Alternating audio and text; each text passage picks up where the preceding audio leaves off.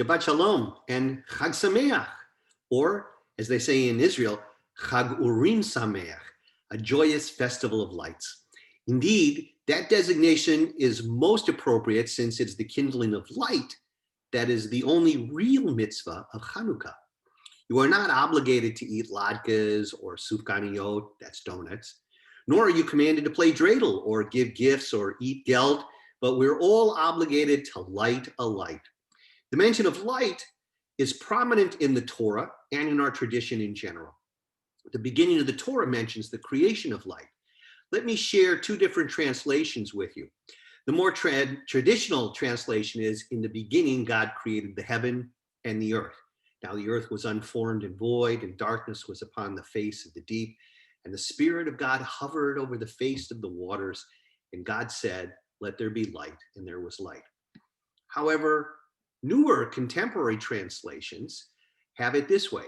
When God began to create heaven and earth, the earth being unformed and void, with darkness over the surface of the deep and a wind from God sweeping over the water, God said, "Let there be light," and there was light. The question here is, what was the first thing that God created?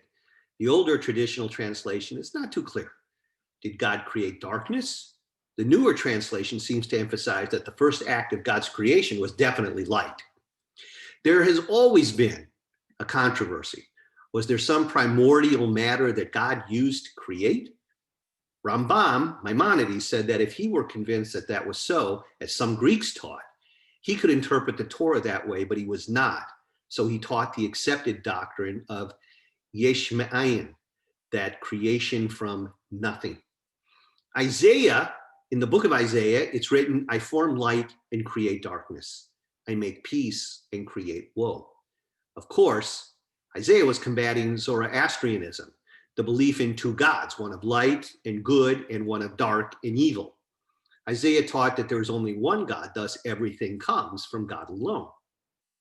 Personally, I prefer Genesis. There is no need to create darkness.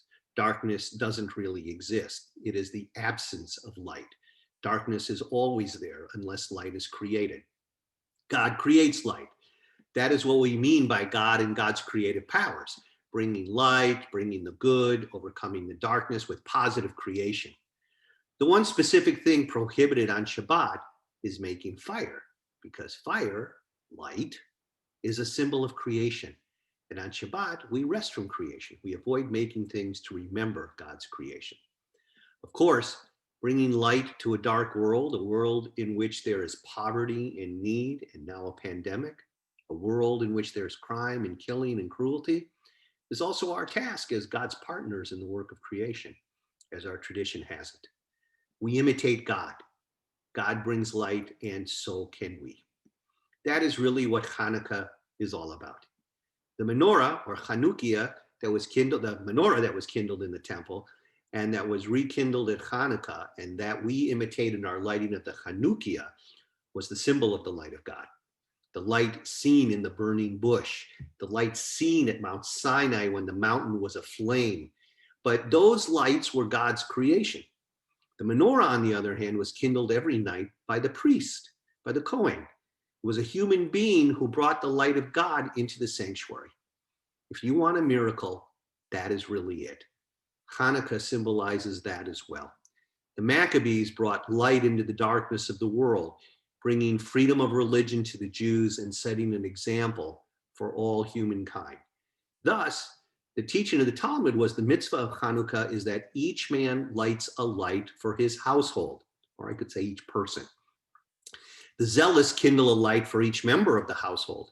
The extremely zealous light one on the first night and progressively increase them. That's according to the Talmud.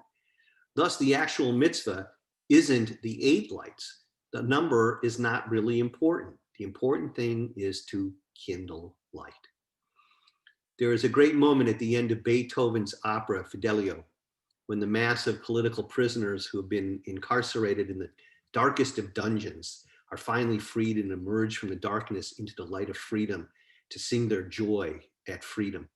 That is indeed the spirit in which we celebrate and light these lights of Chanukah.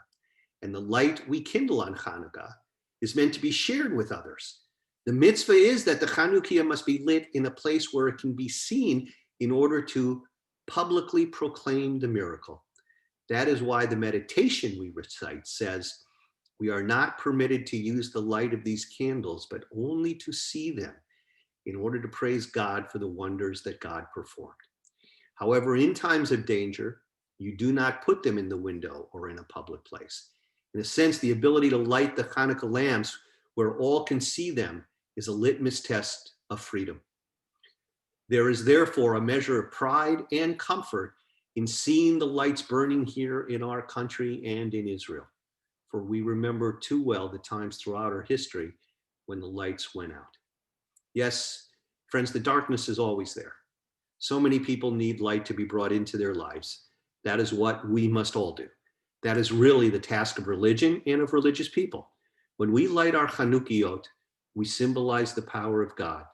As the prophet Zechariah reminds us, not by might, not by power, but by my spirit, said the Lord of hosts. I pray that this spirit illuminate our lives and bring light to the entire world.